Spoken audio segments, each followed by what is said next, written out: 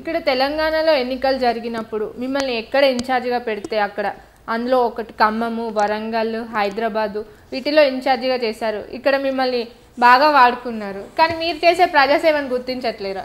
ఇక్కడ వాడుకున్నారు అనేది కాదు, కానీ యాజ్ ఏ పార్టీ వర్కర్గా, యాజ్ ఏ పార్టీలో ఒక యాక్టివ్ మెంబర్గా నేను పార్టీ చెప్పిన ప్రతి పని, అంటే పార్టీ ఎక్కడ పోయి పార్టీ కోసం ప్రజల కోసం పనిచేయమంటే పోతాను.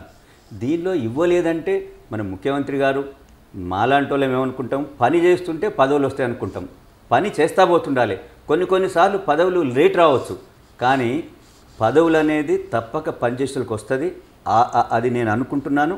అది ముఖ్యమంత్రి గారు కూడా ఏ విధంగా అయితే పని చేసేవాళ్ళు ఎక్కడైనా ఉన్నా కూడా కొద్దిగా లేట్ కావచ్చు, కానీ ముందు తప్పక నేనే కాదు నాలాగా పనిచేసేటోళ్ళు అందరికీ కూడా పదవులు వస్తాయి.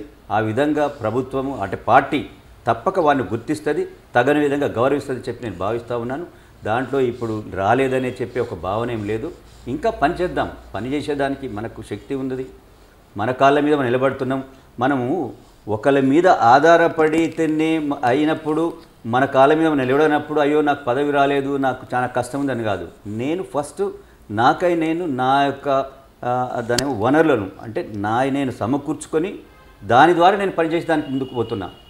పదవి అనేది పార్టీలో వచ్చినప్పుడు ఇంకా ఎక్కువ విస్తృతంగా మనం పనిచేసేదానికి ఉంటుందని చెప్పి నేను భావిస్తున్నాను. కాబట్టి దీంట్లో కేసీఆర్ గారు తప్పక వారు నాలాంటి వాళ్ళను, మిగతా ఎవరైతే ఉన్నారో నాలాగా పార్టీకి పనిచేసేటోళ్ళను, అంతకుముందు ఉద్యమంలో పనిచేసేటోళ్ళకు కూడా తప్పక వాళ్ళని గుర్తిస్తారు. అలాంటి వారికి తప్పక మంచి వారిని గౌరవిస్తారని చెప్పి నేను భావిస్తూ ఉన్నాను.